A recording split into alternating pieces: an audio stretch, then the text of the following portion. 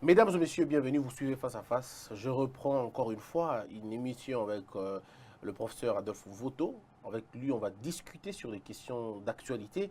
Vous le savez, vous l'avez certainement appris ce matin, le pasteur Moukouna a fait une crise, déjà qu'il était en train d'annoncer qu'il avait des petits soucis. Il serait visité en prison à partir de 2 heures et ça a duré longtemps. Et des menaces qui sont quand même venues avant. Le pasteur Moukouna se trouve dans une situation très critique. La peur, la psychose et tout le reste, eh bien, il est seul dans cette situation, mais pas toujours seul, parce qu'il y a des gens qui l'accompagnent, il y a des gens qui relaient le message. Et puis, le peu perdé qui crie à la vengeance de leur camarade, un dénommé Magie, qui serait lui aussi en détention pour avoir offensé ou outragé au président de la République. Et tous les restes, on essaie d'en parler aujourd'hui. Nous parlerons aussi de la coalition avec l'éjection de Kabound. Est-ce que aujourd'hui, arriver à éjecter Kabound, ça fragiliserait la coalition ou pas? On en parlera. Est-ce que Félix a les derniers mots pour sortir le pays du bourbier? Nous essayons d'en parler avec un analyste politique et professeur des universités. Professeur Voto, comment allez-vous?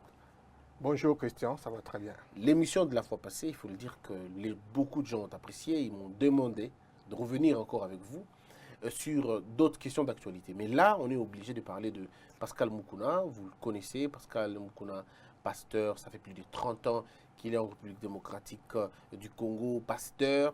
Et puis là, à un moment donné, il a pris une autre allure. C'est maintenant la lutte contre l'impunité, les combats et tout le reste. Mais malheureusement, une vidéo va interrompre la course de cet homme.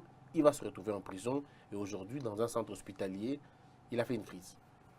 C'est dommage, c'est dommage. Vous savez, ailleurs, lorsque les gens sont inquiétés, parfois, ils se constituent prisonniers pour être sécurisés. Parce que c'est à la prison, même si on n'a pas la liberté, mais c'est là où on est le mieux sécurisé. Mais si les prisons chez nous deviennent des endroits où on est inquiété, on est menacé, en prison, ce n'est pas intéressant. Je crois à un moment, lorsqu'on on a arrêté Caméré, les gens ont dit, mais pourquoi il est dans une salle commune avec les gens? Je crois que quelqu'un dit que Caméré lui-même avait choisi. Parce que là, avec des témoins, il est mieux sécurisé. Oui. Personne ne peut venir lui faire du mal. Parce que même quand on est en prison ensemble, on devient des amis. Et comme c'est un grand baobab, je crois qu'il a des sympathisants et personne ne peut lui faire du mal. Je ne sais pas dans quelles conditions Moukouna est incarcéré, auquel cas on ne pourrait pas le menacer quand il est avec d'autres personnes. Je crois que c'est des précautions qu'il faut prendre. De deux, il ne faut pas que ça devienne un schéma où à chaque fois que quelqu'un, comme on l'a vécu par le passé, quand quelqu'un est en déphasage avec Kabila, il passe par la prison et il en sort très mal. Hein, on a beaucoup de gens qui se sont plaints. L'histoire de Coutinho. L'histoire de Coutinho, l'histoire de Jekoko Mulumba, Mouyambo, Diomi Dongala, et tous ces Diongo, tous fragilisés après la prison. Fragilisés après plusieurs de problèmes de santé. Ouais. Je crois que la prison ne doit pas être un endroit où on vient achever les gens, mais plutôt pour Musée à réqualifier cette prison de Makala comme centre de rééducation. L'objectif, c'est de rééduquer les gens. L'objectif, ce n'est pas de nuire aux gens, à leur santé, à leur intégrité physique. Est-ce que nos prisons ne sont pas devenues des abattoirs, finalement? C'est ce qu'on craint. C'est ce qu'on craint. Et quand c'est pour des raisons politiques, ce n'est pas intéressant. Ce n'est pas intéressant. Alors, tout le monde avait souhaité un changement parce qu'on a connu comment le régime Kabila a évolué avec les opposants et avec la bavure de tout ce qui n'était pas d'accord avec lui.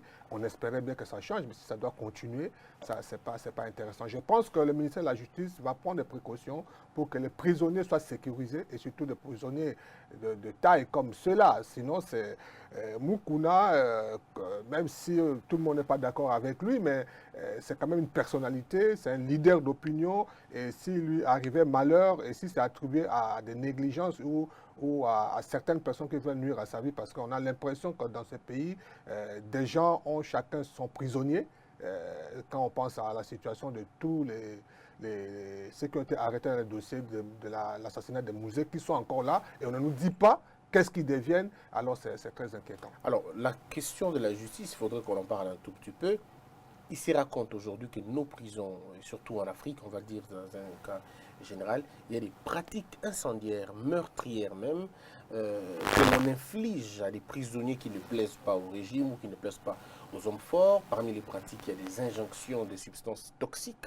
Il y en a d'autres par étranglement, d'autres par on vide tout simplement leur sang, on les blesse par des combats des gangs. Mais le plus ridicule, c'est la sodomie, par exemple.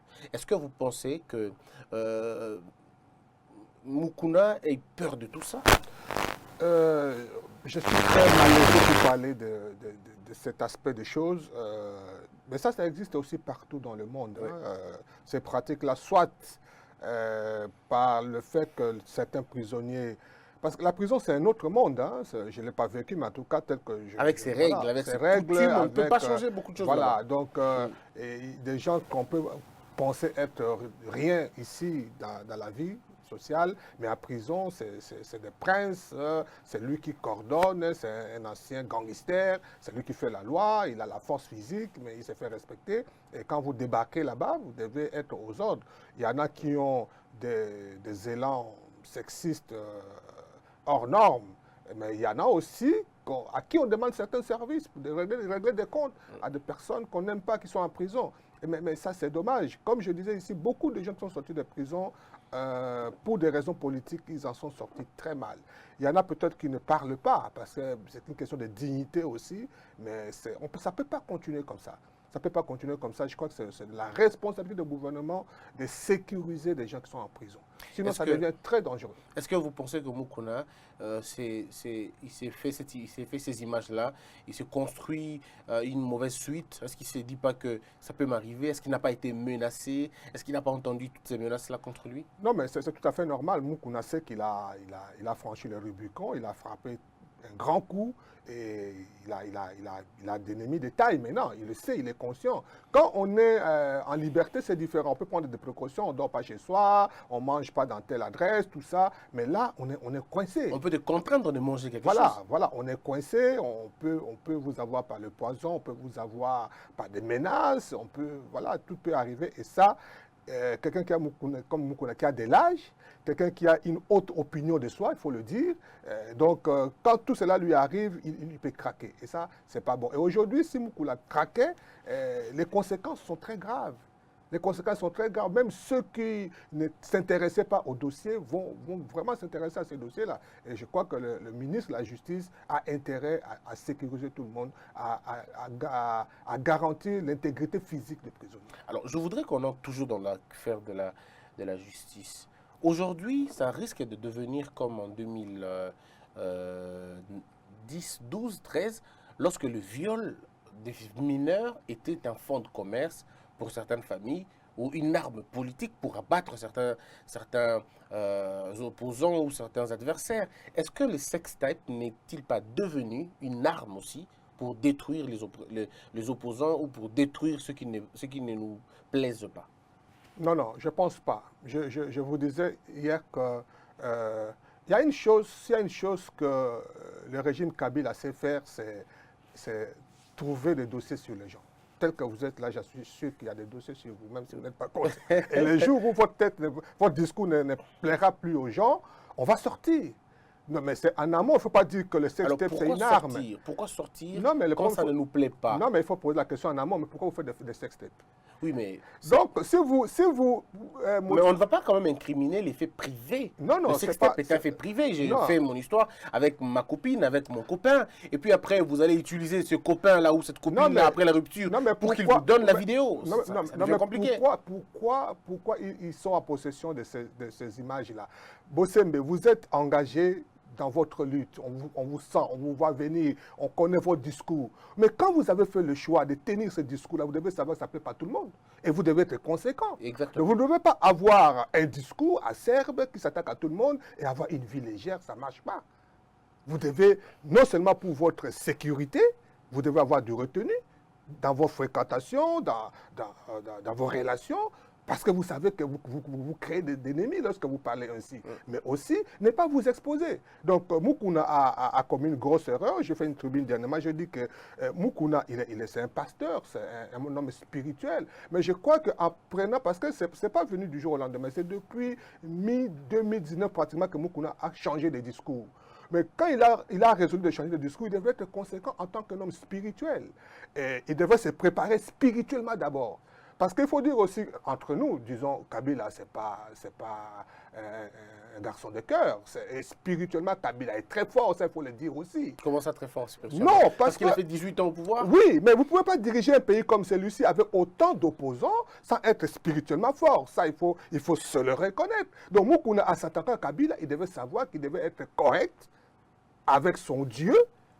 Spirituellement, il devait être d'abord fort, correctement, pour passer à un combat physique. Ça, c'est lui qui m'apprend en tant que pasteur. Il dit le combat est d'abord spirituel. Alors, si Moukouna tombe aujourd'hui, parce que de plus en plus, c'est avéré que ces images sont authentiques, de plus en plus, mais si c'était le cas, c'est qu'il n'était pas conséquent. Mais le problème, ce n'est pas une infraction jusque-là en droit congolais. Pas du tout. On aura des débats, ce n'est pas encore légiféré dans notre loi congolaise. Il y a la loi sur la cybercriminalité. Il n'y a pas que la loi, il n'y a pas que la loi, il y a le mœurs. On est au Congo, on est africain. Il y a le mœurs. Le mœurs, ce n'est pas la loi, malheureusement. C'est ça le problème. Nous ne sommes pas en droit ici. Vous n'allez pas vous promener en chemise déboutonnée, mais ce n'est pas une infraction pour autant. Christian, monsieur Bossembe, on n'est pas ici en droit. On est en politique. Et en politique, il n'y a pas que le droit. Il y a les coutumes, il y a le mœurs, il y a l'opinion publique. Je suis d'accord avec vous sur la question. Voyez-vous, il y a l'opinion publique. Et Moukouna, ce n'est pas n'importe qui, c'est un pasteur. Donc il devait être conséquent. Lorsqu'il a, moi, comme j'ai regardé Moukouna, lorsqu'il a pris la résolution de devenir président de Renaissance, il devait savoir que c'est un monde compliqué, le football. Il doit le savoir. Lorsqu'il a pris la résolution d'entrer dans le monde politique, même s'il dissuadait les prêtres n'avaient pas fait la politique, mais lui, il était plein dedans. Mais quand il prend il doit savoir que c'est un monde compliqué. Kabila, ce n'est pas n'importe qui. Kabila, regardez, depuis 18 ans, depuis presque 20 ans, mais Kabila a berné tout le monde. Kabila a berné tous ses opposants. Je ne vais pas citer les noms ici, mais ça, il faut être fort. Même les opposants les plus radicaux, à un moment donné. Les plus radicaux. Ont traversé. Voilà. Famille et enfants. Famille et enfants, et ceux qui ne l'ont pas voulu, ils ont été réduits en néant. Ouais. Mais ce n'est pas n'importe qui, Kabila. Hein? Donc au début, les Congolais l'ont minimisé, c'est un naïf, il a 29 ans, il n'a pas étudié, il n'a pas une formation et tout ça. Mais aujourd'hui, avec le recul de temps, si nous évaluons, tout le monde a été berné. Est-ce que ce n'est pas la même erreur que l'on commet sur Félix? Parce que finalement, on dit la même chose sur lui. Il est naïf, il n'a pas fait beaucoup d'études, ainsi de suite. Mais il y a un passé récent, celui qui n'a pas fait beaucoup d'études, il est resté 18 ans au pouvoir. Il a berné tout le monde, comme vous l'avez dit. Tout à fait, tout à fait. Il ne faut pas minimiser Tshisekedi. Il peut nous surprendre demain. Et il est en train de marquer des jalons. Moi, c'est la énième fois que je vous dis ici que moi, je n'ai pas voté pour Tshisekedi, mais je dis qu'il a toutes ses chances. C'est un Congolais qui est là, malgré la manière dont il est arrivé, c'est Henri Magie qui l'a dit, mais on ne peut pas jeter l'eau du bain et le bébé. Est-ce que dans une société sérieuse, on peut prendre au sérieux ce que le monsieur que vous venez de citer dit? Encore une fois, Henri Magie a dit ce que beaucoup ont dit. Moi, je suis étonné que c'est Henri Magie le premier à être interpellé. Puisque vous parlez du sérieux, il y a des gens sérieux qui l'ont dit. Ils l'ont dit entre les lignes. Mova l'a dit entre les lignes. Kokoyang, il a dit entre les lignes. Kokoyang, là, a clairement dit. Est-ce que dans une société sérieuse, on peut encore considérer les propos de la personne que vous venez de citer tout à l'heure? Mais on n'a que ça comme acteur politique dans ce pays. Qu'est-ce que vous voulez? Henri Magie, ce n'est pas n'importe qui. Vous pouvez dire qu'il est léger, mais Henri Magie, il représente quand même le vice-président de la Ligue des Jeunes. Alors, c'est une déception totale pour une nation si nous devons faire référence à des gens pareils. Mais qu'est-ce que vous voulez? Chaque société ne mérite que ses dirigeants. Ceux qui nous dirigent, nous les méritons parce que nous les tolérons, parce que nous les supportons. Mais nous n'avons que ça. Nous n'avons que ça. Donc, je crois que Félix a toutes ses chances, malgré son parcours, malgré son background. Il n'y a pas une université où on forme des présidents, où on forme des ministres. Mais s'il saisit la balle au bon, je crois qu'il peut toujours, il a toutes les chances de son côté. Il a la sympathie de la population.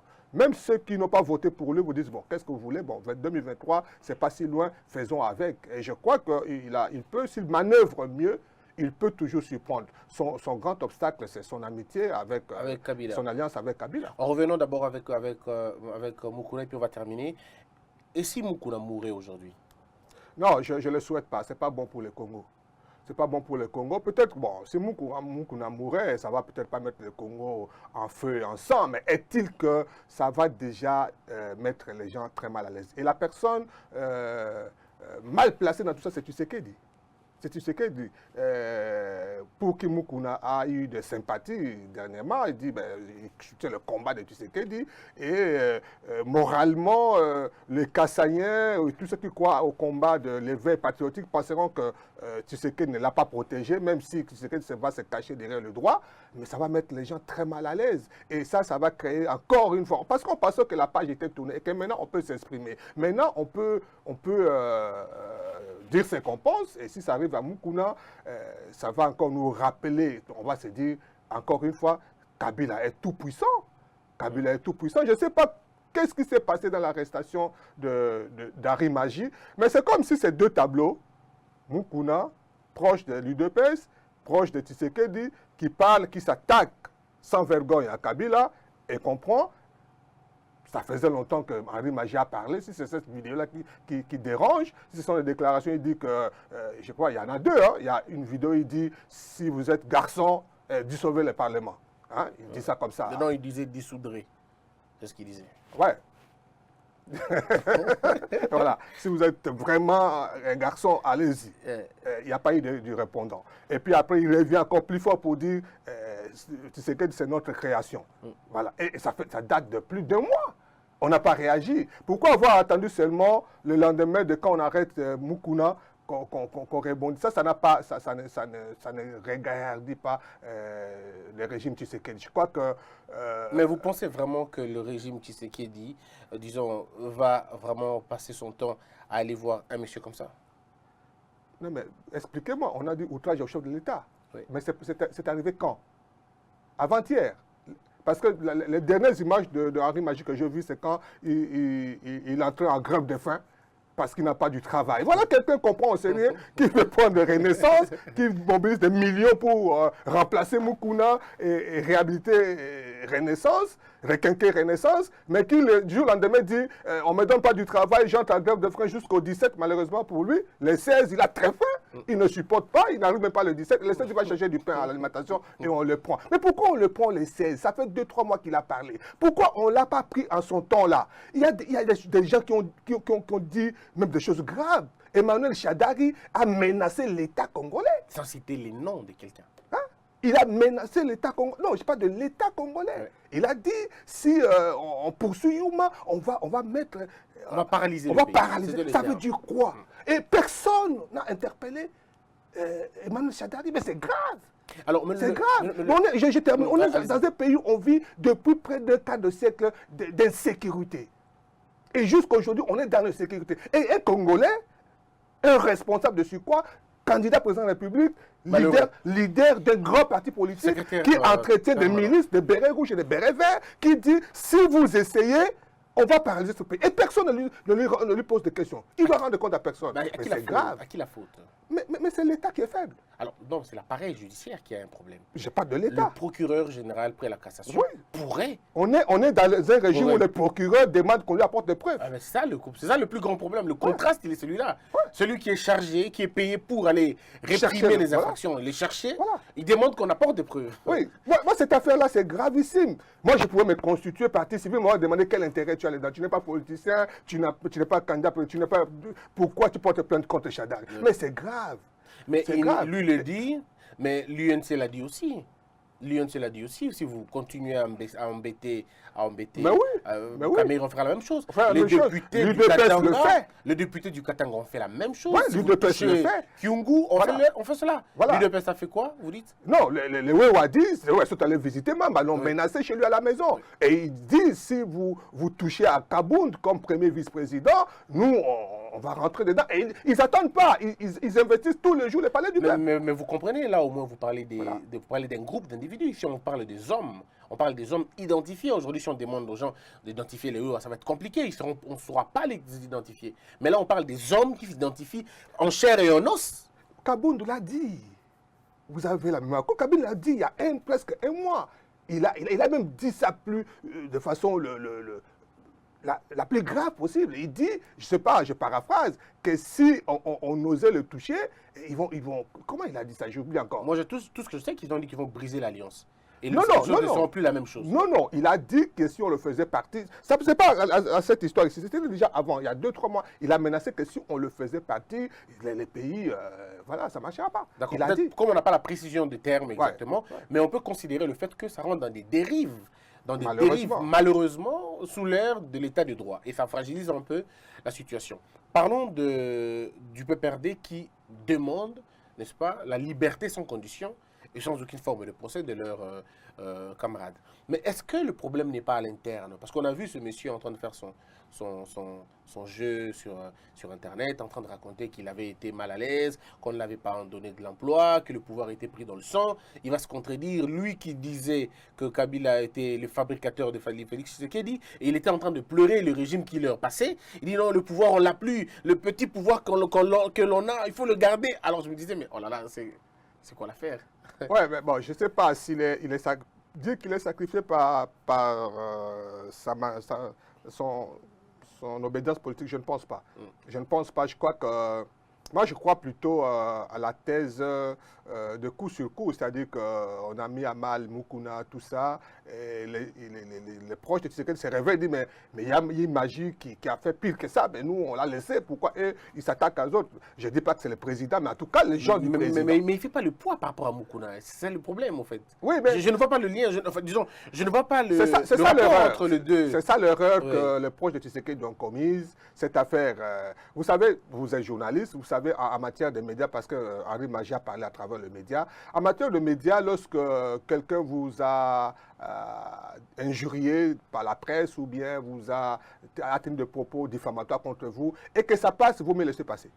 Vous me laissez passer que de tenir mordicus à avoir des procès ou avoir de droits de réponse. C'est parce que lorsque vous revenez, Henri Magie a parlé il y a 2 mois. Il y a 1 mois et demi ou 2 mois. Il y a des gens qui n'avaient pas vu cette vidéo à son temps. C'est quand on l'arrête qu'on ressort les vidéos. Moi, j'ai un ami qui m'a demandé, mais pourquoi la vidéo là, je ne connais pas tout ça. J'ai cherché ça, je lui ai envoyé, regardez ce qu'il a dit. Moi, je ne connaissais pas, au fait. Voilà, c'est maintenant que vous savez. Donc, les gens proches du président Tshisekedi n'avaient pas intérêt à ressasser cette affaire-là. Est-ce que c'est eux ou c'est la justice qui elle-même? Mais cette justice-là, il faut vraiment une plainte. Oui, mais depuis tout ce temps, donc, si cette justice-là, si les parquets n'étaient pas au courant du propos de Henri Magie à son temps, c'est qu'il y a un problème au niveau de la sécurité. Parce qu'il s'agit du chef de l'État. On parle du chef de l'État comme ça. Donc, l'ANR n'était pas au courant. Les parquets n'étaient pas au courant de cette vidéo, donc c'est un problème. Mais est-ce que je me dis, si on doit arrêter tous ceux qui parlent en mal du président de la République, je me pose la question, qu'est-ce qu'on deviendra à la fin? Non, c'est-à-dire qu'il y a quand même un juste milieu à trouver. Oui. Hein? C'est-à-dire qu'il ne faut pas faire la chasse aux sorcières, commencer à visualiser toutes les émissions, tout ça, on tombe dans la dictature. Mais il ne faut pas laisser aller non plus. Ça, je suis d'accord avec vous. Sinon, il y a plus, on désacralise la fonction présidentielle. J'ai entendu quelqu'un dire... Parce qu'aujourd'hui, c'est Tshisekedi, mais Tshisekedi n'est pas éternellement président, demain, ce sera une autre personne. Hier, et on va créer un précédent où la fonction du chef de l'État, c'est une fonction sacrée. On ne peut pas parler avec l'éjecteur du président de la République. Est-ce que Kabila n'est-il pas en train de se frotter les mains en disant « Azoyoka Ungana Yoka Kape » quand il était en train de m'insulter, maintenant c'est lui le tour. J'ai entendu quelqu'un dire, par exemple, à la télévision, je ne citerai pas les noms, mais ça peut revenir rapidement sur votre mémoire, dans votre mémoire, pardon, il dit le garçon de Félix Tshisekedi dit il faut que nous papa Nayazanani. Parce qu'on a comme l'information qu'il est le fils de Mobutu. Alors je me pose la question, comment quelqu'un peut arriver à dire ça, avocat de son État, il le dit à la télévision? Non, mais ça, c'est l'État. C'est-à-dire qu'il y a des structures de l'État. Malheureusement, ceux qui agissent au nom de l'État, depuis plusieurs années, depuis Mobutu, et les 2 régimes Kabila agissent plutôt sur le compte des régimes. Les structures comme le parquet, la justice d'une manière générale, l'ANR, la police, l'armée, toutes ces structures qui doivent maintenir l'État. Ce sont des structures qui ne doivent pas avoir d'état d'âme. Ce n'est pas des structures qui hier dépendaient de Kabila, aujourd'hui pour Tshisekedi. Non. C'est-à-dire que ces structures-là, quand les gens tiennent ces discours-là, ils sont où? Même à l'époque de Kabila, on a tenu des propos comme ça, on a insulté comme on voulait dans ce pays. Oui, moi je dis qu'il faut faire la part de choses. Il y a un discours qu'on peut tolérer, mais il y a des discours comme celui de Chadari, il faut l'interpeller. Parce que c'est l'État, là, il ne parle pas de l'État congolais, il menace l'État congolais. Autant de Kabila. non, non, 1 plus 4, c'est comme ça qu'on l'appelait. Oui. Il y avait un vice-président en fonction, Roubaix, roi de son nom, qui a menacé l'État congolais, qui traite l'État congolais d'un État voyou. Oui. Et c'est passé. Oui, mais il y a beaucoup d'auteurs qui ont traité le Congo d'un État bébé, un État voyou, un État Oui, bandit, oui, un État, ainsi de suite. Je suis Un d'accord. journaliste Ça peut se comprendre dans son analyse, on peut oui, comprendre. dans l'analyse, oui. Ouais. Et puis encore que ce soit objectif. Mais quand un vice-président en fonction traite l'État, même pas son gouvernement, mais l'État, le Congo d'un État voyou, il n'a plus de place au gouvernement, il n'a plus de place comme vice-président. Et on laisse passer. Alors aujourd'hui, qu'est-ce qu'on devrait faire pour moraliser la société? Est-ce qu'il faudrait aussi former les journalistes qui laissent passer certaines hérésies à la télévision, à la recherche du buzz? Est-ce qu'il faudrait interpeller les journalistes comme ça? Est-ce qu'il faudrait laisser le parquet faire son travail afin que quand quelqu'un dit des propos discourtois ou diffamatoires à l'endroit d'un État ou à l'endroit d'une autorité de la République, qu'il soit interpellé afin de prouver à suffisance l'objectivité de ses propos? Moi, je suis journaliste. Ben, je le dis. Les patrons de médias aussi. Oui, mais je ne suis pas pour la dépénalisation de médias. Moi, je suis contre ça. Au nom de quoi? Les députés, ils sont élus. Ils ont un mandat. Ils parlent au nom du peuple. Les politiciens, ils ont un mandat. Nous, les journalistes, on a quel mandat pour penser qu'on est au-dessus de la société? Et que vous pouvez porter des propos diffamatoires vis-à-vis de quelqu'un. On dit, non, on ne peut pas vous poursuivre. Le journalisme, c'est deux choses. Soit vous dites quelque chose contre quelqu'un, ou c'est vrai. Et on poursuit la personne. Ou quand lorsque vous dites c'est faux, on vous poursuit. Mais on ne peut pas dire des choses sur l'État congolais, on ne peut pas dire des choses sur de hautes personnalités comme ça, et on dit parce que c'est au nom de la liberté d'expression. Non, c'est faux. Alors, la liberté, ce n'est pas le libertinage, moi je suis d'accord Non, avec c'est vous. faux. Mais dépénaliser je crois que peut-être la procédure, je crois qu'il y a un problème au niveau de la procédure. Si un journaliste commet une infraction ou il dit quelque chose de pas bien, au lieu d'aller de l'extraire en justice tout à l'heure, de le poursuivre, pourquoi ne pas saisir les tribunaux de paix tout de suite? Comme ça, on essaie de voir dans quelles conditions il a tenu des propos pareils. Et à ce niveau-là, on pourra prendre des sanctions. Mais vous n'allez pas tout de suite l'amener au parquet, on l'interpelle, on l'écoute, on l'entend, sinon Non, mais c'est ce ça qui s'est fragilise fait. tout le Non, monde. ce qui s'est fait aussi. Ouais. Vous savez, parfois, il y a des choses que nous faisons, journalistes congolais, qui ne peuvent pas se faire ailleurs. Je suis d'accord. Mais on va laisser ça au nom de la liberté d'expression. Ça n'aide pas la société à aller de l'avant. Le journaliste doit être responsable de se dire, ce que je dis ici, est-ce que c'est vrai ou faux? De deux, est-ce que c'est responsable? Ça peut être vrai, mais est-ce que c'est opportun que je le dise? Quelle est la réaction de la population? Quel est le sort de la personne dont je parle? Et l'autre, vous devez peser ça. Là, je vous retrouve en tant que professeur de l'IFACI. Oui, mais ça, c'est ça. C'est comme ça que nous formons les étudiants. Malheureusement, sur le terrain, soit les étudiants n'appliquent pas ce qu'on leur dit, ou soit ce sont ceux qui n'ont jamais appris ça, qui sont au devant de la scène, qui ont pris l'espace. Je me sens attaqué un peu. Voilà. Mais lorsque vous vous intéressez à un métier, il faut vous former. Oui. Il faut vous former. Il faut lire la déontologie de la presse. Il faut lire la loi sur la presse. Il faut lire. Mais vous ne pouvez pas tomber là-dedans, commencer à injurier pratiquement les gens, à tenir des propos graves sur des gens. Discours-toi. Parce qu'ailleurs, parce que on a été tellement léger, nous, la presse congolaise, qu'on ne nous prend pas au sérieux. Ailleurs, lorsqu'un journaliste dit des choses, on prend ça au sérieux. Tout de suite, le parquet s'en saisit. Parce qu'on suppose que le journaliste a vérifié. Coup de chapeau à notre confrère qui est parti de 787, qui a fait des enquêtes, qui a dit que le ministre Ilunga, voilà, c'est un cas typique. Aujourd'hui, on lui donne raison, finalement. Voilà. Et ça anoblit la presse. Ça l'anoblit, lui, et nous, la presse, par la suite. Parce qu'à son temps, tempore non suspecto. Il a dit que le ministre était dedans, qu'il a pris l'argent de millions de dollars et rien n'est sorti des terres comme en termes de réalisation de routes dans les Kasaï. Et les amis du ministre ont fait pression sur sa maison de presse. Il a été poussé à la démission. Mais aujourd'hui, on le respecte. C'est ça la presse. C'est ça la contribution de la presse pour ériger pour ériger un état de droit comme on le chante ici, un état digne. Parce que l'avantage de la presse, c'est que nous sommes partout. Les journalistes peuvent facilement être contactés par des sources. Et les journalistes peuvent ramener ça. Et à ce moment-là, le parquet doit s'en saisir. Mais alors, lorsque, une fois, vous dites des choses, ce n'est pas vérifiable. Deux fois, à un moment, vous dites des choses, les gens n'y croient plus.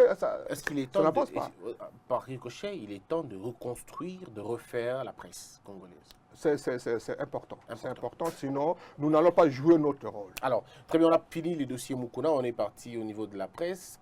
Qu'est-ce qui va arriver avec Henri, il s'appelle Henri... Henri Magie. Oui, qu'est-ce qui va se passer avec lui? Bon, je ne connais pas le fond du dossier. Tout ce qu'on a dit qu'on lui reproche l'outrage au chef de l'État. C'est pourquoi on suppose que ça doit être ces différentes sorties, notamment les 2 vidéos où il menace le président pour dire s'il est un homme, qu'il ose dissoudre le Parlement. Et puis l'autre où il dit que c'est nous qui avons fabriqué Tshisekedi. Bon, qu'est-ce qui va se passer après?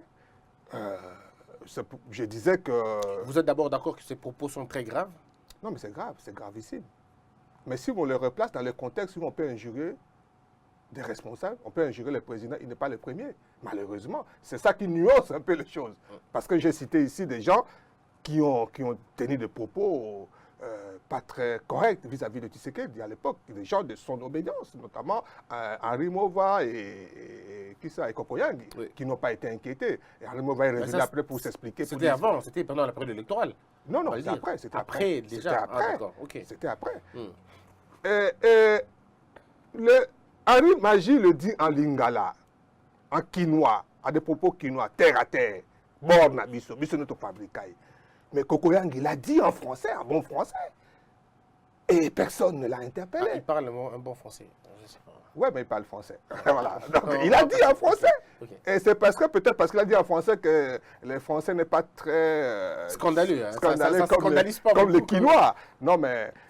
non, je crois que c'est grave comme propos. Je parle de l'État. Hein. Ouais. Moi, je n'ai rien à voir avec le régime Tshisekedi, tout ça. Mais je parle de l'État congolais, de l'institution président de la République. C'est une fonction sacrée. On ne peut pas dire des choses comme ça. Ou alors, qu'est-ce qui va se passer? Il faut faire attention aussi. Est-ce que Henri Magie... bon, réfléchissons pas l'absurde. Supposons que Henri Magie est traduit en justice pour... outrage contre chef de l'État, et il persiste et dit oui, je confirme ce que je dis. Dites à la CENI de venir nous brandir les PV.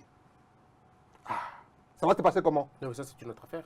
Non, c'est pas une autre affaire. Non, on vous poursuit pour offense, oui, pour outrage. Oui. On ne vous poursuit pas pour avoir dit que la CENI avait tout copié. Non, outrage. Non. Vous avez insulté. Non. Alors, non, il n'a pas insulté. Il a dit ceci. Il a dit qu'il n'a pas gagné les élections. Il a dit, il avait même moins de voix que Chadari. Les journalistes lui posent la question, votre ami Perrault lui pose la question. Finalement, donc c'est Fayoulou qui a gagné. Il dit non, moi je n'entre pas dans cet aspect, je parle de notre plateforme politique, FCC Cash.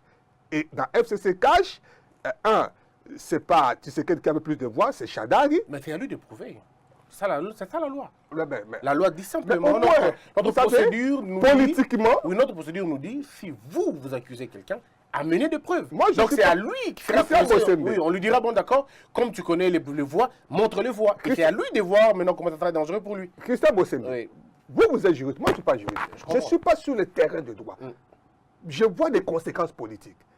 Imaginez-vous ce procès-là et que Henri Magie dise, je confirme ce que je dis, ce n'est pas outrage sur l'État, j'assume ce que je dis, qu'il n'a pas gagné les élections, prouvez qu'il a gagné parce que je n'ai pas vu de PV, je n'ai pas vu de démonstration qu'il a gagné les élections. Ça peut être faux ou vrai, mais au moins ça sera un coup politique. Oui, mais en droit, le problème c'est qu'on est dans un terrain juridique, on n'est pas dans un terrain politique. Revenons le terrain juridique, c'est que parce que vous le dites, prouvez-le. Et plus il va s'enfoncer, parce que quand il n'aura pas de preuves, l'infraction sera établie et il passera autant de temps en prison. Bossembe, tout n'est pas droit. Tout n'est pas que juridique. Mais surtout là, il fait droit. Oui, tout n'est pas que juridique. Lorsque Moukouna va déposer sa plainte à la Cour constitutionnelle, sur le plan de droit, il y a des failles et tout ça, mais sur le plan politique, c'est un grand coup. Oui, je suis d'accord avec vous, mais la politique, ici on est dans le droit. Le droit, c'est que là, monsieur est arrêté mais j'avoue dire que tout n'a pas que de droit. Donc, ça dit que si Henri Magie, aujourd'hui, s'est dit, sur le plan de droit, j'ai des défaillances, ben j'apporte un argument politique qui pourra laisser des traces, laisser des... Mais ça ne sera pas nouveau, on a tous entendu ça depuis longtemps. Ça fait 15 mois qu'on entend la même chose. Et puis finalement, le peuple est fatigué de la question, on sait. Alors pourquoi on l'aurait arrêté? Non, mais le problème, c'est quand on l'aurait arrêté, si c'est déjà déjà entendu. Non, le problème, c'est les faits. Quand on l'arrête, on dit, hein, selon la Mais justement, Christian, ce discours-là, on l'avait attendu. Même la Mouka était fatiguée de ce discours. La Mouka elle-même avait renoncé à ce discours. La Mouka parle d'autres choses. La Mouka commence à mobiliser les gens contre le coronavirus. Mais voilà que Henri Magie remet ce dossier sur la table. Aujourd'hui, les gens font des analyses, mais voyez-vous, ce n'est pas n'importe qui le dit, c'est quelqu'un du peu perdu qui le dit. Il n'est pas le premier à le dire, que Tshisekedi n'a pas gagné les élections. Politiquement, ça dérange. Ça dérange. Moi, je suis d'accord avec vous, mais quand j'essaie de réfléchir, je me dis, mais ça n'apporte rien de nouveau dans la mesure où toute la vie de Félix Tshisekedi, cette histoire lui collera dessus, ça restera éternel. Les gens parleront toujours de ça toute la vie. C'est le cas. Donc les gens en parleront, même s'il devient ancien président, on parlera un peu comme Kabila. Cette question de la nationalité, on en parlera toute sa vie. C'est la même chose. La question de la nationalité de Kabila, on en a toujours parlé, des gens en parlent. Mais pourquoi on veut enlever Ibrahim? Parce que ça dérange. À un moment, ça dérange. Vous pouvez faire semblant comme si, bon, je m'en fous, on sait déjà. Non. Mais pourquoi on a levé Ibrahim? Parce qu'il n'a fait que relayer ce que les gens ont toujours dit. Pourquoi ça dérange? Parce que politiquement, ça c'est un coup. Alors, parce que nous parlons directement de cette affaire d'Ibrahim. Ibrahim apparaît, il dit que c'est lui le fils du président, de l'ancien président Kabila, et que Joseph Kabila et son frère et sa sœur ne seraient pas des enfants de Kabila. Alors, je me suis donné le temps, moi, personnellement, de lire l'histoire. Mais avant de lire l'histoire, je suis tombé sur une vidéo de Madame Olive qui dit à Ibrahim, la paternité, on ne la demande pas à la télévision, on ne la demande pas sur YouTube, et elle pose la même question, prouvez-nous que vous êtes les enfants de vos pères.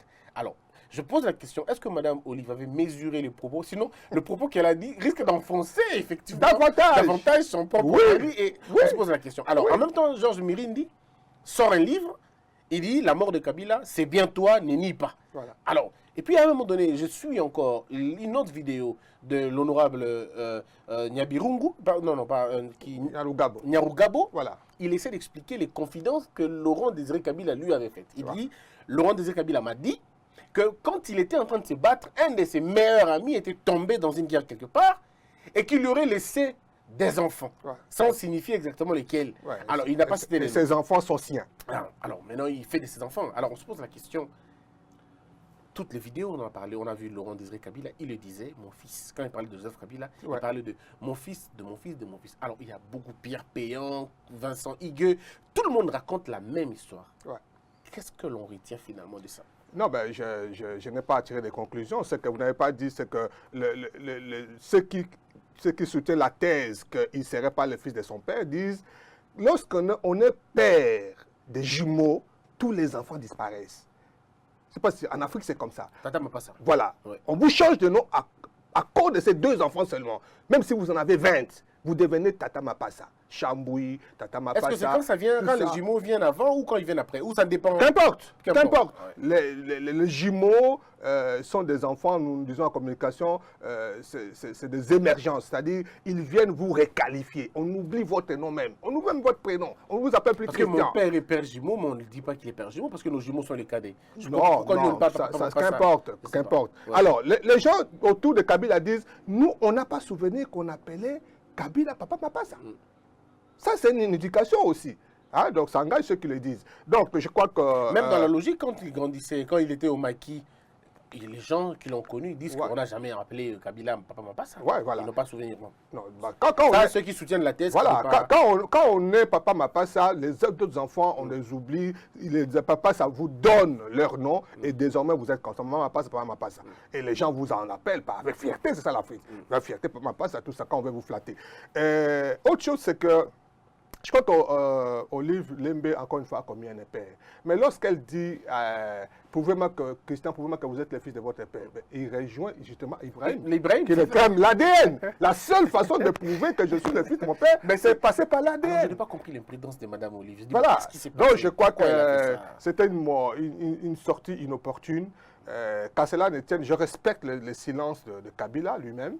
Et de sa sœur Jeannette Kabila, qui était le même jour où on a interviewé Mme Olive. Voilà. Elle était là aussi. Mais pourquoi elle n'a pas répondu à des questions? Je respecte leur silence parce que sur tous les fronts, Kabila, il est toujours taiseux, il garde son calme, que ce soit dans le dossier Mukuna, il n'a jamais pris parole, il se bat par procuration, ce sont les autres qui combattent à sa place. Sur tous les sujets, même la question de la CENI, qu'il aurait nommé Félix, il n'a jamais dit un mot. Et c'est ça sa force. Sa force, au départ, les Coquinois se disaient, il ne parle pas parce qu'il n'a pas étudié, parce qu'il ne sait pas parler français, tout ça. Mais aujourd'hui, c'est ce silence qui est un actif pour lui. Et finalement, Le vous savez gage pas. de son pouvoir, Voilà, vous ne savez pas ce qu'il pense, mais il agit, pas personne ne t'est opposé. Et quand de temps en temps, il peut placer une parole, et là aussi, il dit rien par rapport à sa nationalité, il n'a jamais rien dit. Mais cela Mais pourquoi? ne lague pas le débat. C'est encore une fois, comme je dis, des gens comme Ibrahim Kabila, des gens comme Henri Magie, ce sont des gens qui socialement ne représentent pas grand-chose, mais qui peuvent faire très mal, autant que Moukouna. Ils peuvent faire très mal. L'autre acteur dans cette affaire-là... Je ne sais pas pourquoi je ne me considère pas le gars. Je ne sais pas pourquoi je ne sais pas de le faire rentrer dans ma tête. Mais je termine. Dans le dossier Ibrahim, Oui. c'est Mogalou. oui. C'est Mogalou que Ibrahim cite, c'est Il Mogalou. aurait répondu même Voilà. à la justice, on l'a invité. On dirait J'ai que lu voilà. ça comme ça. Alors, Mogalou sort une vidéo où quelqu'un se présente comme une femme et un homme qui se présentent comme des parents d'Ibrahim. Encore que là, c'est pas une démonstration, c'est lui qui les présente. Il est juge et parti. Non, mais Ouais. est-ce qu'ils ne sont pas en train d'encourager de prêcher dans la paroisse d'Ibrahim? Parce que finalement, Ibrahim va dire, ok, si c'est mes parents, that's d'Aden. Vous, professeur d'Aden, est-ce qu'ils ne sont pas en train... Donc voilà, donc, Alors, moi, je crois qu'Ibrahim a frappé un coup Non, mais très c'est fort, grand coup. au point que... C'est grand coup. Moi, j'ai parlé de ça dans une tribune la semaine d'avant. C'est que Moukouna, regardez, Moukouna va progressivement. Moukouna commence d'abord par un discours au début de l'année sur... il dénonce les crimes économiques. Il parle de la MIBA, et de la Gécamine qu'on a privatisée. Il pleure Mobutu.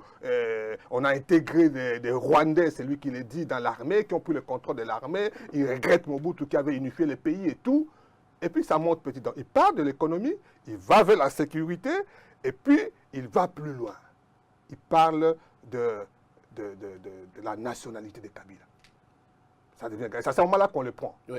Parce que là, il a touché le point sensible. Névralgique. Ouais. Et avant, comme Jésus-Christ, avant d'aller à la potence, il fait une vidéo la nuit pour demander le procès de l'assassinat de Mouzé. C'est là où Ibrahim entre en scène. Ouais. Et quand on est avec Moukouna, on s'est dit, mais c'est fini, Moukouna. Mais comme un véritable scénario. Voilà, scénario. Et puis ça rebondit de façon inattendue avec Ibrahim qui réapparaît. Ouais. C'est comme si Moukouna est incarcéré. A passé le relais.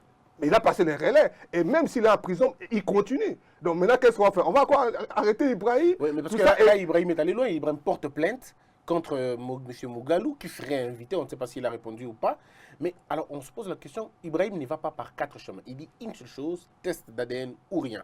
Alors, Madame Olive fait aussi la même chose. Il dit, prouve-nous que tu es le fils de Laurent. Là, vous rencontrez Ibrahim parce qu'Ibrahim n'attend que ça. Voilà. Ibrahim dit, je suis prêt à prouver que je suis le fils, mais en condition que vous aussi puissiez venir. Mais la grande question est celle-ci, Prof. Voto. Je rappelle que vous êtes non seulement l'un des grands journalistes de notre République, mais vous enseignez et vous avez l'histoire avec vous. C'est ça votre côté positif. L'un des grands côtés positifs que vous avez d'ailleurs. Comment on peut imaginer que Laurent Désiré Kabila, ancien président, n'ait que 3 enfants qui se seraient intéressés à la politique et pas d'autres? Ça veut dire qu'on ne parle pas de Laurent Désiré, qu'on ne parle pas de Joseph Kabila, on parle de Jeannette, on parle du gouverneur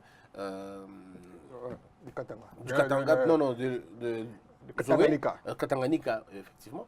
On parle que de ces 3. Et les autres enfants, on n'en parle pas. Alors je pose la question, c'est-il des aînés ou c'est... Comment ça peut s'expliquer? Non, mais c'est Moukouna qui le dit, c'est pas moi. Moukouna dit, mais on connaît que vous et votre soeur et votre frère, mais on ne connaît pas des tantes, on ne connaît pas des oncles, on ne connaît pas des nièces, on ne connaît pas... voilà. Mais quand Ibrahim sort, Ibrahim parle de tantes. Oui. Voilà. Ibrahim parle de tantes parce que de l'autre côté, on connaît que la mère, Sifa, toute la République, nous connaissons la mère, Sifa, les 2 jumeaux et leurs petits frères. Ça s'arrête là. Ça s'arrête là. Il n'y a pas de cousin, il n'y a pas de nièce, tout ça. Mais Ibrahim parle de la famille élargie. Et ça, c'est ça qui suscite encore de doutes dans la tête. Mais je crois que... mais bon. Le pasteur Mogalou semble être le pilier de la famille. Oui, et c'est lui qui parle de tout le monde, qui parle de toute la famille, il parle de l'arbre généalogique. Maintenant, c'est une guerre entre Ibrahim qui parle de son père et de sa famille, et Ibrahim parle des autres enfants de Laurent Désiré Kabila avec d'autres femmes. Alors on se pose la question, mais là, ça commence à voir... Mais ça, c'est authentique, quelque peu authentique, parce que je me rappelle, quand Mouzé est arrivé, il y a une question qui est restée historique, qu'un journaliste a posée à Mouzé. Parce que Mouzé, il est devenu président, mais il était toujours rebelle dans ses comportements. Et on ne voyait aucune femme autour de lui. On dit qu'il était musulman, il avait beaucoup de femmes. Et là, je me pose la question, Monsieur le Président, quand est-ce que vous allez nous présenter la première dame?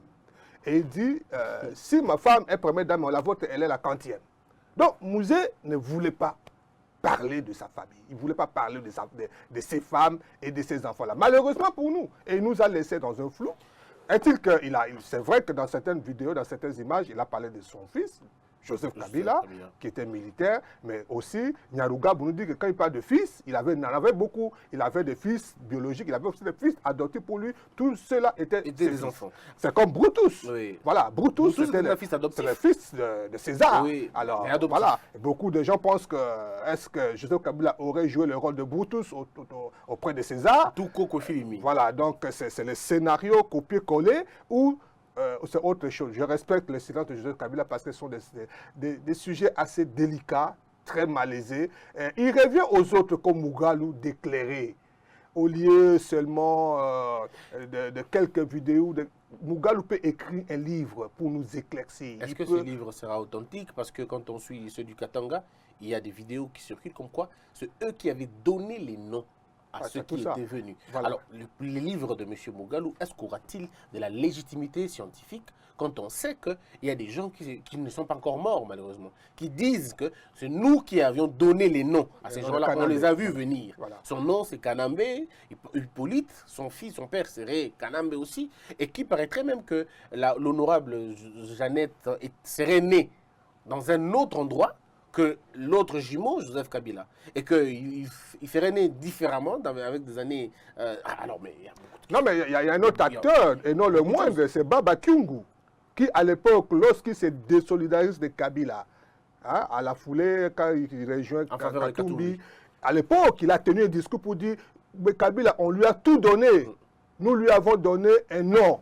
Nous lui avons donné... Le parti à Djinn, comme on disait. Voilà. Donc ça, ce sont des discours qui, à un moment, le commun des Congolais que nous sommes, qui ne connaissons pas exactement cette généalogie, qui n'avons pas fréquenté ces personnes, à un moment que lorsqu'on a des discours contradictoires comme ça de la part de personnes qui les connaissent mieux que nous, à un moment, ça crée des... C'est un vrai mystère, alors, on va dire, la nationalité des Kabila. Un mystère. Malheureusement, et alors que ça ne devait pas l'être. Alors que ça ne devait pas l'être. Est-ce que ce n'est pas finalement la coutume de tous les présidents, c'est pas africain, mais congolais? Parce que si on regarde Mobutu, on l'accuse d'être togolais.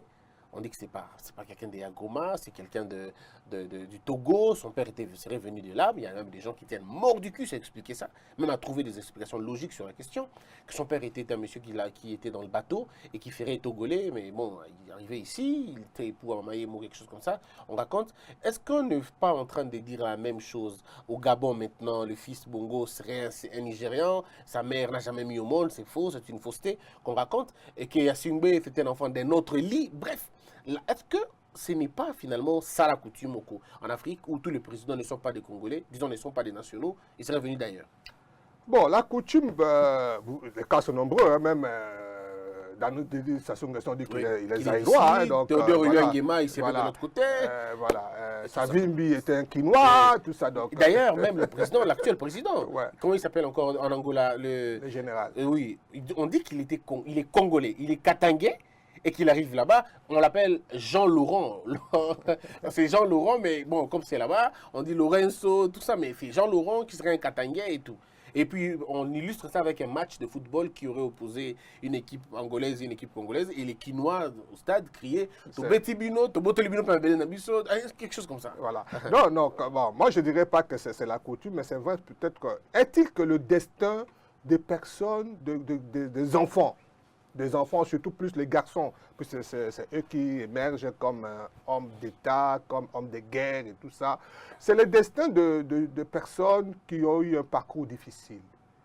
Ou généralement, si vous regardez la plupart de nos hommes politiques, surtout par exemple les métis, qui ont une enfance difficile, abandonnés par le papa, qu'on l'a fait grandir par la maman, tout ça, ce sont des gens, ce sont des personnes qui prennent très vite conscience de la vie.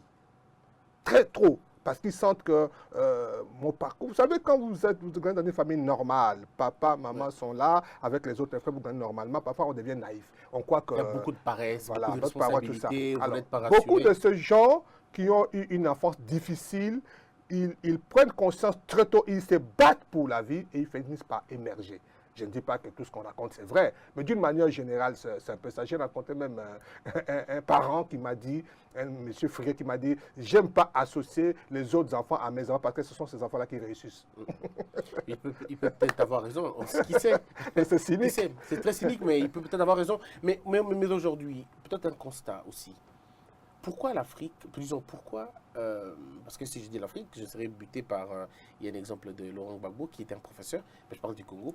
Pourquoi la RDC n'a jamais connu un professeur président ou un intellectuel avéré qui a étudié sans aucune illégitimité, sans aucune fraude, pas de mensonge, qui a un parcours normal à l'école, on l'a vu aller étudier dans telle salle, dans telle école, jusqu'à avoir ça, ne serait-ce que la licence. Pourquoi on n'a jamais eu un président comme ça chez nous? Avant de revenir à cette question-là, ce que nous avons décrit, là, vous parlez de l'Afrique, ce n'est pas seulement l'Afrique.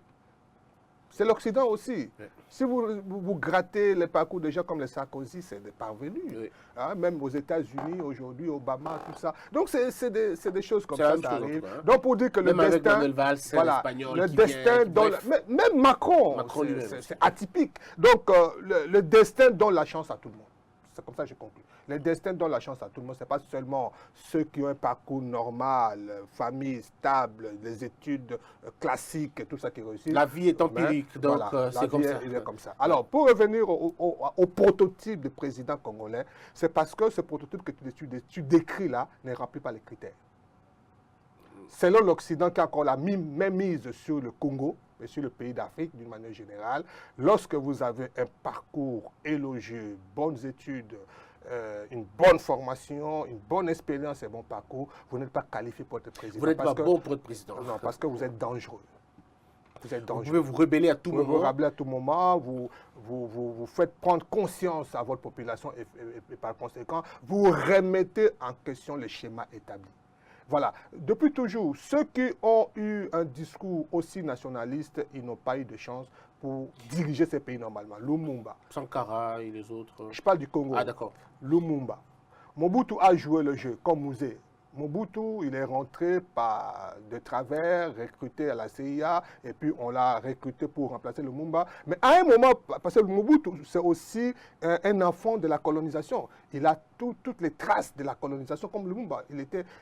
Je dis toujours, il n'y a pas plus lumumbiste que Mobutu. Il était secrétaire particulier de Lumumba. C'est Lumumba qui le nomme commandant en chef de l'armée. Il doit tout à Lumumba. Il doit tout à Lumumba. Donc, il n'y a personne qui peut réclamer. Si tout le monde réclame d'être de Lumumbiste, il n'y a personne qui peut réclamer mieux d'être Lumumbiste que Mobutu. C'est-à-dire que même si on dit qu'il s'est éloigné de Mobutu, mais après... il fait rapidement ressaisir. Après, il copie Lumumba. Mobutu est le seul président congolais qui a fait front à la Belgique, qui a fait front aux États-Unis.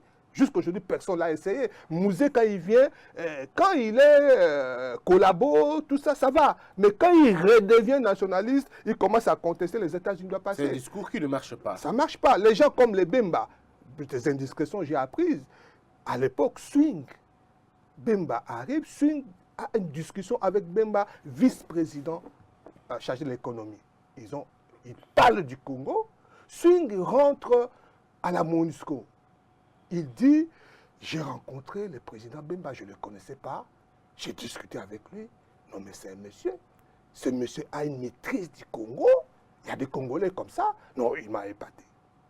Et la réunion finie, un Congolais, il dit à ses amis, ça sera difficile que Bemba devienne président à cette circonstance avec la MONUSCO. Ce que Swing vient de le dire, comme je disais, il disqualifie Bemba. Parce que pour eux, on peut pas, ils n'ont pas besoin de quelqu'un qui a la tête sur, voilà, qui a la tête sur les épaules, qui pense Congo, qui pense l'avenir du Congo, parce que ça va à l'encontre des intérêts de l'Occident. Étienne Tshisekedi aussi, peut-être. Oui, je ne suis pas de nationaliste, ça passe pas. La même chose. Ça passe pas. On lui a dit que tu ne seras jamais président tant que tu ne sortiras pas de la tête que le Congo doit décider sur ses ressources. Voilà, c'était aussi le cas de Mandela. Tant que Mandela était nationaliste, tant qu'il avait ce discours-là, il a fait près de 30 ans en prison. Jusqu'à ce que... il y a eu un deal. On dit, on vous sort de prison, mais on travaille ensemble. C'est ce qu'il a fait. C'est ce qu'il a fait. Donc, c'est très difficile. Aujourd'hui, pour le Congo, il faut des gens, non seulement des gens qui sont nationalistes, mais des gens qui sont diplomates. Il ne faut pas être un nationaliste primaire, comme était Lumumba. sinon ça casse. Comme était Mouzé, sinon ça casse. Rester nationaliste, comme Mobutu, mais savoir négocier. Ça nous manque. C'est ainsi que, depuis toujours, on nous oppose des présidents qui n'ont pas le profil qu'il Est-ce que faut. vous pensez que Félix Tshisekedi était un pion des Américains, ou il était lui aussi, les Américains étaient surpris, ou les Américains avaient une autre carte sur la table? Non, les Américains étaient surpris. Mais les Américains sont pragmatiques, sont acrobates. Quand on a désigné Tshisekedi, quand on a proclamé Tshisekedi président, ils ont contesté. Il était le premier d'ailleurs. Ils ont le premier à contester. Mais ils se disent, mais bon, qu'est-ce que vous fait voulez? avec, en tout cas. On fait avec. On fait avec. On fait avec. Bon, il est là, on fait avec. Et aujourd'hui, ils sont les premiers à le défendre. Ils sont les premiers. C'est ça la manie des Américains. Oui, oui, ils sont terribles, pragmatiques. ces gens. Ils sont pragmatiques. Ils ont intérêt. Ils ont beaucoup d'intérêt au Congo. Ils ne peuvent pas laisser faire les choses. Et ils récupèrent la situation. Et je crois, c'est pourquoi je dis qu'il y a toutes les chances de réussir s'il est aussi acrobatique que ses partenaires. Malheureusement, je ne sais pas par quel fil Kabila le tient.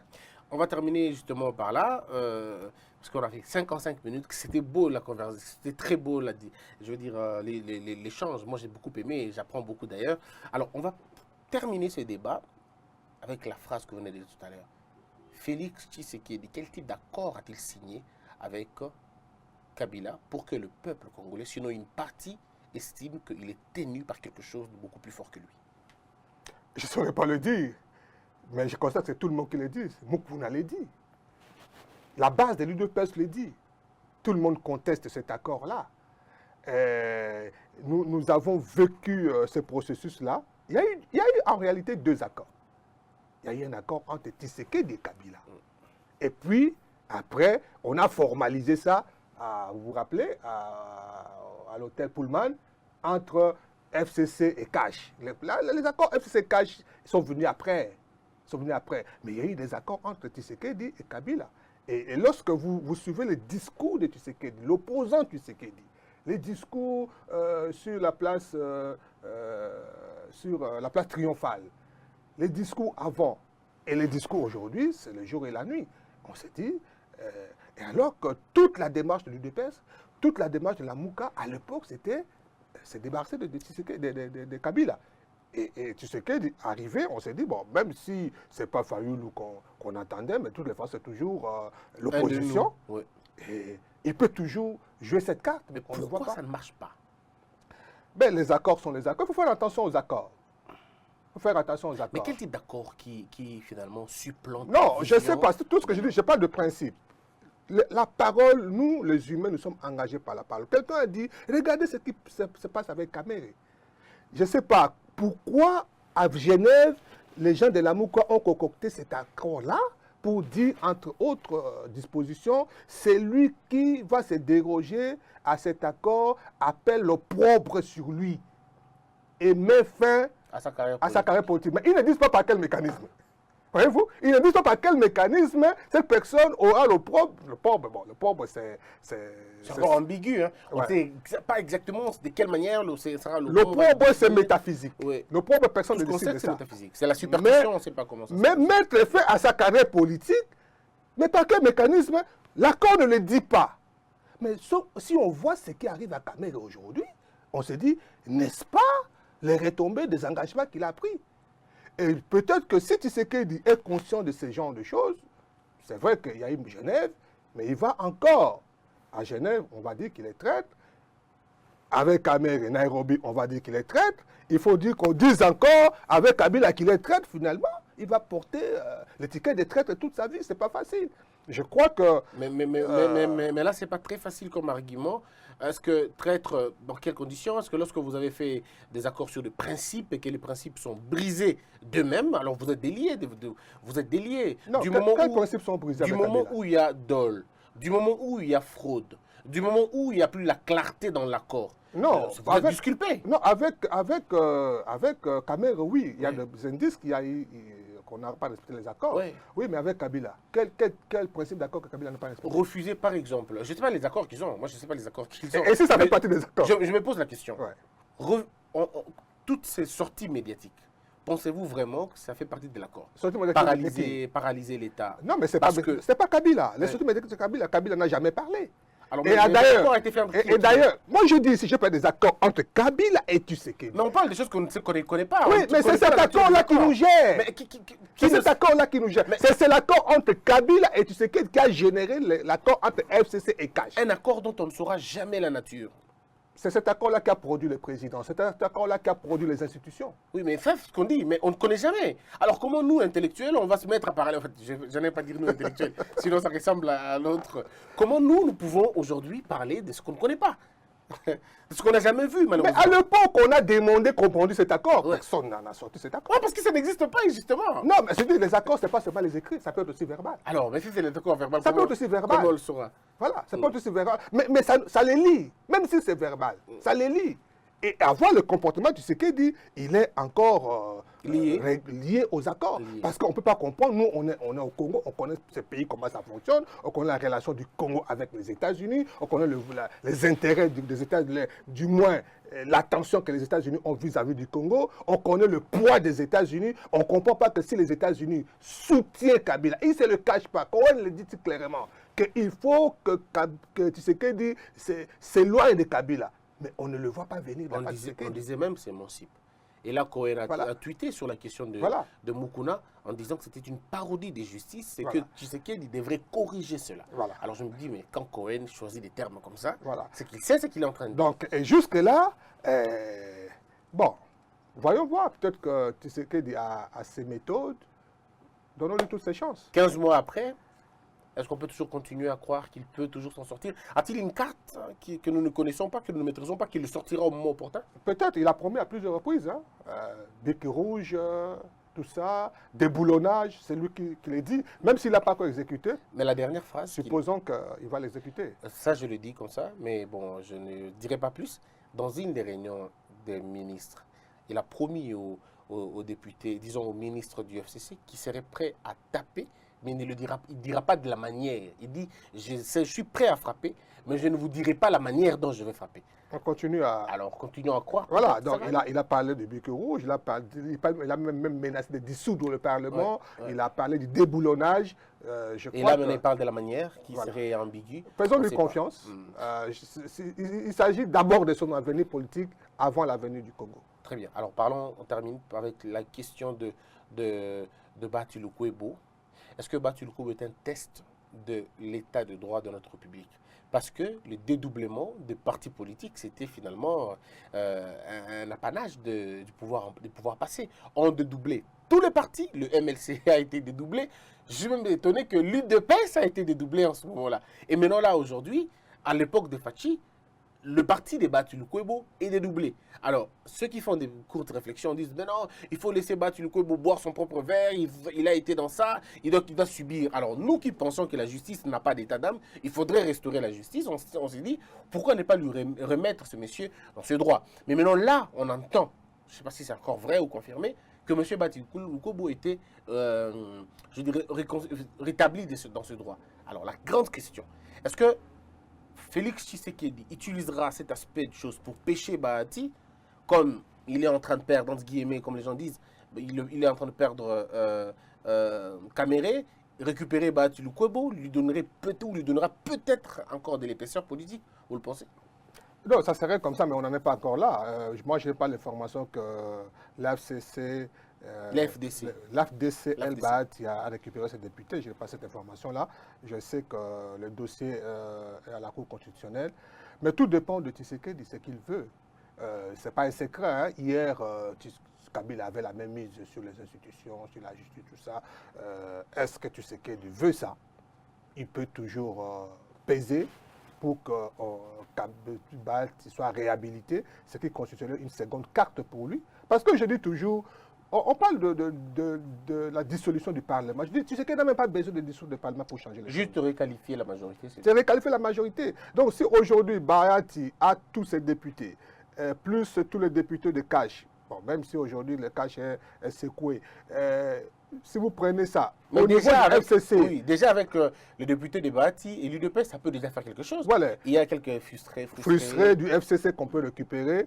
Et puis la Mouka, on peut toujours récupérer les gens. Il peut reconstituer une même nouvelle s'il n'aura majorité. pas... Il n'a pas besoin de dissoudre le Parlement. Il demande au président de l'Assemblée nationale, de constater, après si on réhabilite pas, de constater la majorité. Mais à ce moment-là, la conséquence, le gouvernement tombe. Le gouvernement tombe. On refait à zéro. On refait à zéro. Et c'est faisable. C'est faisable. Et ce n'est pas aujourd'hui seulement que c'était faisable. C'est depuis toujours, c'est depuis le début que c'était faisable. Nous l'avons dit au début. Mais comme ils étaient plus regardants aux accords, ils y sont partis. Maintenant, aujourd'hui, est-ce qu'ils pensent que... Parce qu'il n'y a pas que ça. Il n'y a pas que cet aspect politique apparent. Il y a l'aspect sécuritaire. Il y a l'aspect sécuritaire. Et ce n'est pas un secret. Les acteurs comme Kabila, les acteurs comme Kamere, ce sont des acteurs qu'il faut traiter avec délicatesse. Tu sais qu'il le sait. Sinon, tu sais qu'il n'a pas la maîtrise de l'Est, il peut accélérer certaines choses. Mais voilà, depuis qu'il est président, on dirait que ça s'est calmé un peu à l'Est du pays. Oui, oui, parce que les choses évoluent. Les choses évoluent. Ceux qui avaient la mainmise, notamment de généraux, c'est pas les noms ici, Kaimbi n'est plus là. Dans la configuration n'est plus la même. En fait, plus la même. Il y a des généraux qui avaient la même mise sur les troupes, tout ça, ils ne sont plus là. Voilà, c'est que ça peut bouger. Est-ce que Bahati Lukwebo est une nouvelle carte de Fachi? Ça peut être une nouvelle carte. Ça peut constituer une grande carte pour Fachi si Fachi le veut. Il doit le vouloir. S'il le veut. Est-ce qu'il est prêt à le faire? C'est la question. Voilà. Mesdames et messieurs, nous allons vous laisser aujourd'hui. On va terminer là. Il y a tellement de dossiers à parler. Avec le professeur Adolphe Voto, ça a toujours été un grand plaisir de discuter avec cette intelligence. Parce que non seulement qu'on apprend, mais il y a beaucoup de choses aussi. Il y a beaucoup de sujets sur lesquels on n'est toujours pas très d'accord, mais je finis toujours par être d'accord avec les temps. Parce que c'est bien fait et c'est bien dit. Merci beaucoup, monsieur le professeur. C'est moi qui vous remercie. Fidèles internautes, on se retrouve très prochainement. Portez-vous bien, que la peur quitte nos esprits et que Dieu bénisse la RDC.